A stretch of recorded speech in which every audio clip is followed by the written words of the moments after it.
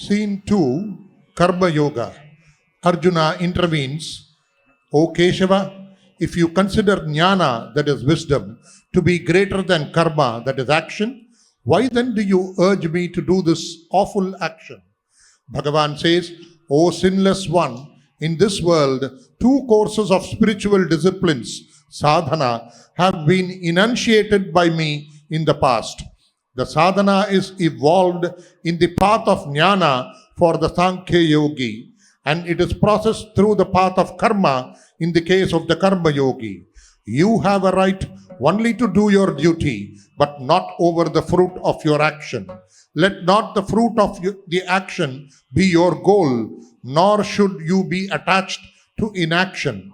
He who sees inaction in action and action in inaction is wise among men. He is a yogi who has accomplished all actions.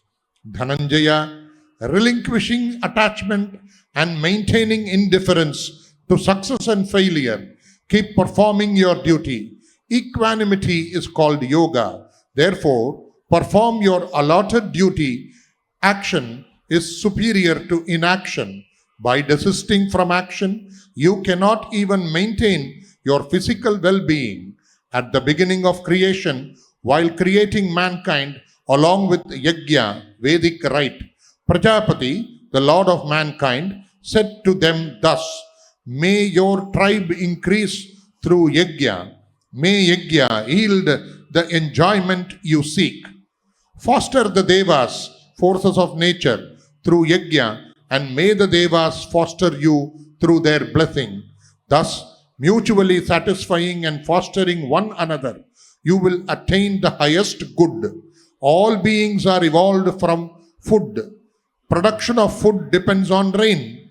Rain ensues from yajna, and yajna is rooted in karma, that is action. Know that karma has its origin in the Vedas, and Vedas proceeded from the eternal God. Hence, the all-pervading infinite is always present in the yajna. O Partha, this wheel of creation activates the world through performance of allotted duty. He who does not turn this wheel lives in vain, a mere sinful, sensual life. Yajna is performed in varied ways by varied people.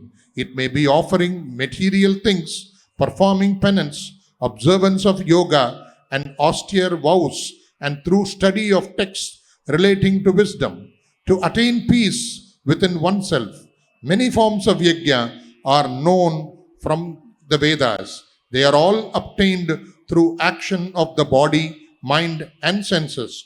A knowledge of these frees you from the bondage of karma. Now, hear how one can attain siddhi, realization, by being devoted to one's own duty. Man attains siddhi through performing the allotted work as worship of that Supreme from whom all beings emanate and by whom all this creation is pervaded. That is scene 2, Karma Yoga.